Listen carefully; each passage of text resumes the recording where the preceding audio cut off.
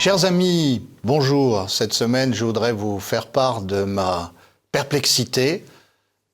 J'ai approfondi un sujet qui est celui des arrêtés pris par des maires en Seine-Saint-Denis qui enjoignent l'État de faire plus pour l'éducation et de respecter la dignité des êtres humains et leur droit à l'éducation. Alors, je dois dire que ça me laisse perplexe quand on réfléchit à ce que ça signifie.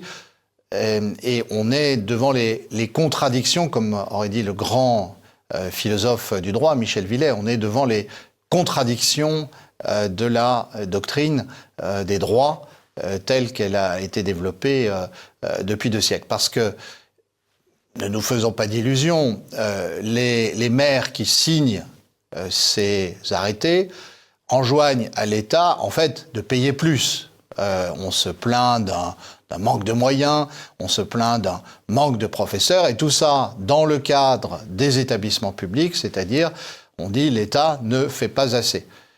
Si on se réfère toujours à l'excellent, au grand Michel Villet, tel qu'il a explicité sa critique de la philosophie systématique de la revendication des droits, eh bien, on aurait pu imaginer autre chose, c'est-à-dire que les maires demandent à l'État d'intervenir pour contraindre un certain nombre d'acteurs locaux à assumer une charge en matière éducative. On voit bien que tout ça est un peu absurde. Les droits sont toujours des revendications abstraites dont il faut regarder quelle est l'application concrète.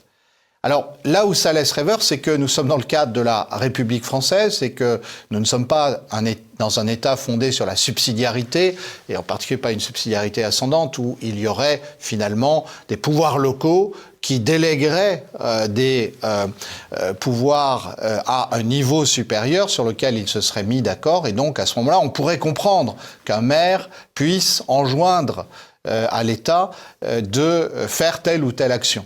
Mais en l'occurrence, la République française est fondée sur le trajet inverse, et c'est un principe d'une République une et indivisible avec un État centralisé qui délègue des pouvoirs locaux éventuellement et qui en définit le contour.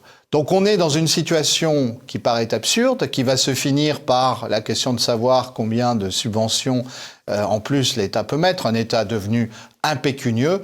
Je crois qu'il faudra que nous revenions sur le problème fondamental du financement de l'éducation en France. Nous reparlerons du chèque éducation, ce qui est un gros sujet, souvent mal compris.